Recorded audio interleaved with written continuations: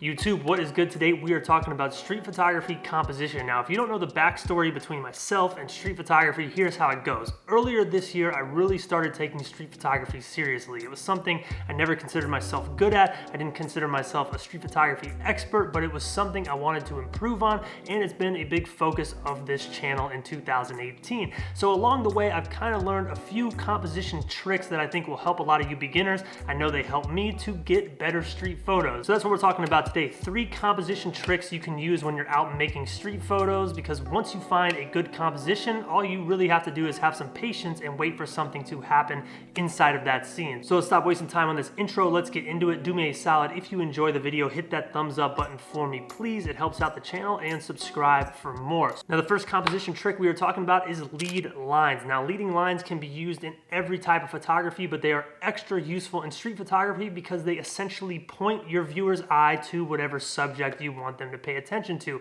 This photo that I made a few months back, it's basically one giant lead line pointing to this subject in the middle of the photo. I think lead lines is a very simple composition, probably one of the most simple in street photography, but one of the most easy to read and one of the easiest to find. So a great place to start if you're getting into street photography. The second one we have is framing. Now, framing is not necessarily something that I've been great at in the past. I've had a few opportunities here and there to make good photos using framing, but it's still something I'm on the search for to find that perfect photo. But essentially, framing is using the environment around you to frame up your subject. I have a few examples here today. This one is in New York.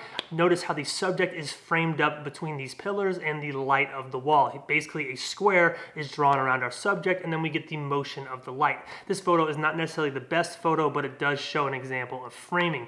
This next shot, this is not a street photo, it's just a portrait I made of my buddy Chris' house, but you can see how he's framed up in that broken glass. This is once again an example of framing, just not in a street photo, in a portrait.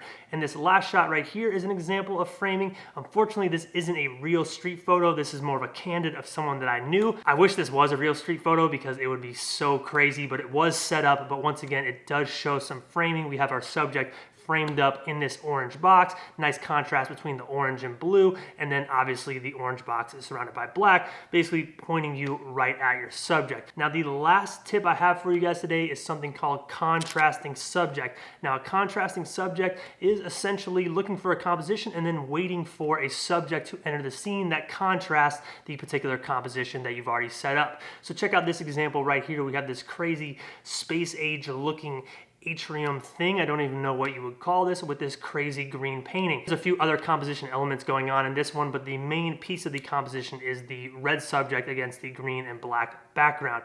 This next one right here, this was one we shot very recently. I was waiting for a subject to enter this scene that has a lot of nice symmetry, and we got this very bright umbrella on this gloomy day. This is once again an example of a subject that contrasts against the scene. We have a dark scene, very light pink colored umbrella. And this last shot right here is one we made once again in a vlog, I think a few months ago. Obviously, we have this beam of light, and then we have our subject as a silhouette really popping out against that light sidewalk. So this is once again a way to highlight your subject by having them contrast against whatever background you choose. Now, everything in today's video, they are just my examples. There's so many ways you can take this and apply them to your own photography. Lead lines doesn't necessarily have to be the exact way that I showed it in today's video, like a straight down the middle. It can be maybe your subject's over on the left and you have one line leading them this way, or maybe you have an arrow on the ground pointing to a subject. There's a lot of different ways that you can utilize the lead lines. Same thing with framing. Same thing applies to this contrasting subject principle. Basically, all you're looking for is a subject who contrasts against whatever scene they are in.